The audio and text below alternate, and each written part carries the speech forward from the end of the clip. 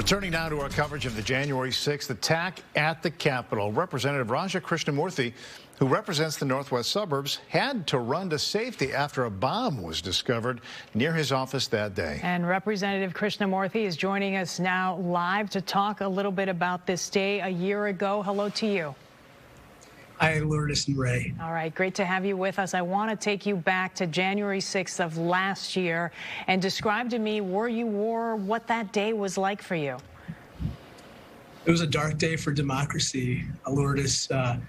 Basically, 2,000 people violently breached the Capitol. In my particular case, I'll never forget the ear-splitting sound of Capitol police officers pounding on my office door. It turns out that they discovered a bomb about 200 feet from my office window. They evacuated me to safety. But as you know, the scars from that day run deep, and we're still dealing with the consequences of that.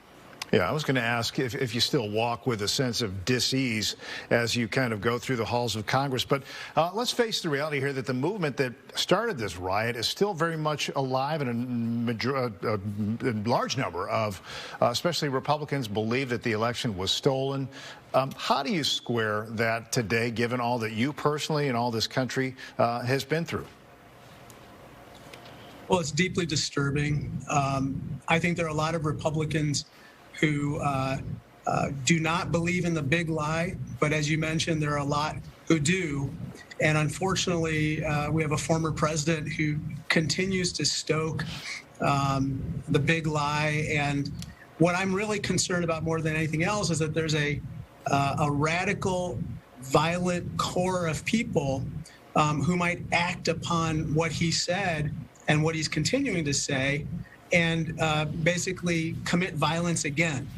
That's possibly the greatest fear that we have, and that's why we have to get to the bottom of what happened. We have to hold those who breached the law to account, and we have to prevent this from ever happening again. Okay, let's talk about that a little bit more. So far, 700 people have been arrested in connection to that attack on the Capitol. In your eyes, is that enough? Do we need to go a step further to make sure that this can't happen again?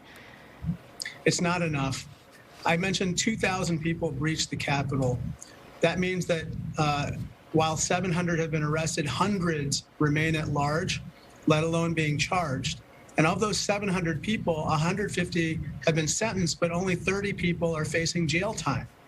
So to me, what that signals to a lot of people who were there, who breached the Capitol, who committed violence, is they probably feel they got away with it. And if they feel that way, they're probably going to do it again. And that's why we have to hustle, and we have to expedite the prosecution of all those people and make sure they're brought to justice. You already told us that you have a fear that this could be repeated here. Let me ask you, do you feel, Congressman, that law enforcement in our nation's capital is better prepared than it was 1 year ago today?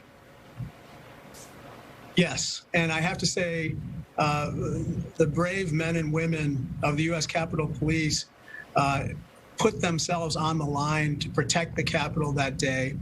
And they are better prepared to deal with the situation. But at the end of the day, because the District of Columbia is a federal territory, the ultimate safety of the Capitol rests with the Department of Defense and the President of the United States.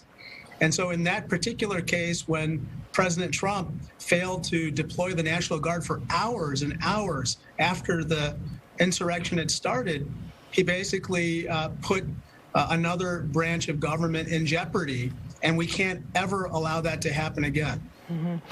You know, extremists are still out there, though, and I wonder if they have, is it in your opinion that they have sort of changed their tactics, so we may not see what we saw in the Capitol a year ago, but we may see something else. How concerned are you about that, and how much is that being addressed, in your opinion? I am concerned.